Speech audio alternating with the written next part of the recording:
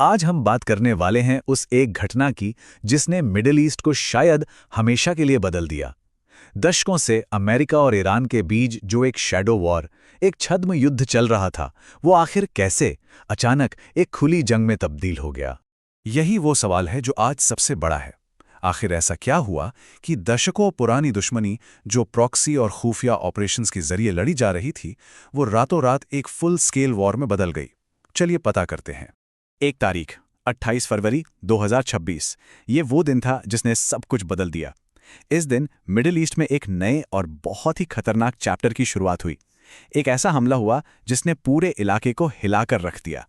और फिर दुनिया के सामने आया ये बयान, सीधा, साफ और चौंकाने वाला। डोनाल्ड ट्रंप के इस मैसेज ने यह कन्फर्म कर दिया कि हमला कितना बड़ा था और उसका सबसे बड़ा निशाना कौन था। ये सिर्फ एक मिलिट्री स्ट्राइक नहीं थी, ये एक तरह से एक हुकूमत को गिराने का खुला ऐलान था। तो ये सब हुआ कैसे? चलिए सबसे पहले उस शुरुआती हमले की बात करते हैं जिसे कोड नेम दिया गया था ऑपरेशन एपिक फ्यूरी। ये कोई छोटी मोटी झड़प नहीं थी, नहीं। एपिक फ्यूरी, जैसा अमेरिका ने कहा, और रोअरिंग लायन, जो इजराइल का कोड नेम था, ये एक बहुत बड़ा एक साथ किया गया हमला था। और इसका मकसद बिल्कुल साफ था, ईरान की लीडरशिप और उसकी मिलिट्री ताकत को एक ही झटके में खत्म कर देना। और उनका सबसे बड़ा निशाना वो कामयाब रहा। ईरान के दूसरे सुप्रीम लीडर अली खमेनेई इस हमले में मारे गए। तेहरान में उनके ऑफिस के मलबे से जब उनकी बॉडी मिली तो ये बात साफ हो गई कि इस हमले ने ईरान को लीडरलेस कर दिया था। लेकिन सवाल ये है कि बात यहां तक पहुंची कैसे। चलिए जरा पीछे चलते हैं और उन घटनाओं को देखते हैं जिन्होंने इस खुली जंग की जमीन तैयार की। देखिए, ये सब कुछ अचानक नहीं हुआ, इसकी जड़ें काफी गहरी हैं। 2018 में जब अमेरिका न्यूक्लियर डील से बाहर हुआ, तभी से टेंशन बढ़ रही थी। फिर आया 2025 का अंत, जब ईरान में इकोनॉमी को लेकर जबरदस्त प्रोटेस्ट शुरू हो गए। ईरानी सरकार ने इन प्रदर्शनों को बहुत बुरी तरह कुचला और इसके फौरन बाद अमेरिका ने 2003 के बाद से अपनी सबसे बड़ी मिलिट्री फोर्स उस इलाके में तैनात कर दी। ईरान के अंदर का माहौल समझिए। 100 से भी ज्यादा शहरों में लोग सड़कों पर थे और वो हुकूमत बदलना चाहते थे। कितने लोग मारे गए, इसके आंकड़े बहुत अलग अलग थे, जो खुद बताता है कि हालात कितने खराब थे। इसी बीच अमेरिका ने ईरान के सामने अपनी शर्तें रखीं, जिन्हें ईरान ने मानने से साफ इनकार कर दिया, और इसके साथ ही बातचीत के सारे रास्ते बंद हो गए। और इस हमले के साथ ही पूरा का पूरा इलाका जैसे आग की लपटों में घिर गया। देखते हैं कि इसके फौरन बाद क्या हुआ। इस लड़ाई का एक बड़ा सेंटर बन गया होर्मुज जल डमरू मध्य। ये वो रास्ता है जो दुनिया की एनर्जी सप्लाई के लिए बहुत बहुत जरूरी है।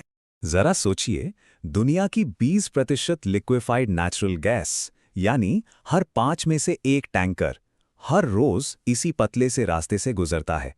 यहां जरा सी भी रुकावट का मतलब है पूरी दुनिया के एनर्जी मार्केट में भूचाल। तो ईरान ने जवाबी कार्रवाई में क्या किया? उनके इस्लामिक रेवोल्यूशनरी गार्ड कॉर्प्स यानी IRGC ने ठीक यही किया। उन्होंने इस रास्ते को ही बंद कर दिया, हर तरह की शिपिंग के लिए। और सिर्फ इतना ही नहीं, पूरे खाड़ी के देशों पर मिसाइलें दागनी शुरू कर दीं। ईरान का ये कदम अमेरिका के लिए फौरन एक बहुत बड़ा खतरा बन गया।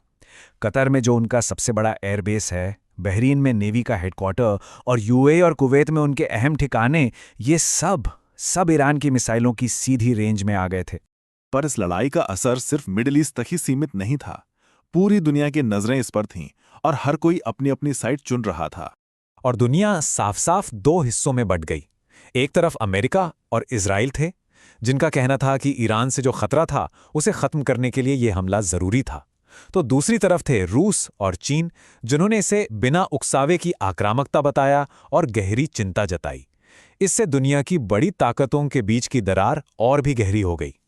और जमीन पर चल रही लड़ाई के साथ साथ एक और जंग चल रही थी, इंफॉर्मेशन वॉर। सोशल मीडिया पर पुराने और AI से बने फेक वीडियोस की बाढ़ आ गई थी। सच क्या है और झूठ क्या, ये समझना लगभग नामुमकिन हो गया था। अब जरा ईरान के अंदर चलते हैं, जहां इस हमले के बाद सब कुछ उलट-पुलट हो गया था। खमेनेई की मौत ने ईरान में एक पावर वैक्यूम, एक खालीपन छोड़ दिया। कोई लीडर नहीं था, पूरी की पूरी मिलिट्री और सिक्योरिटी में कंफ्यूजन था।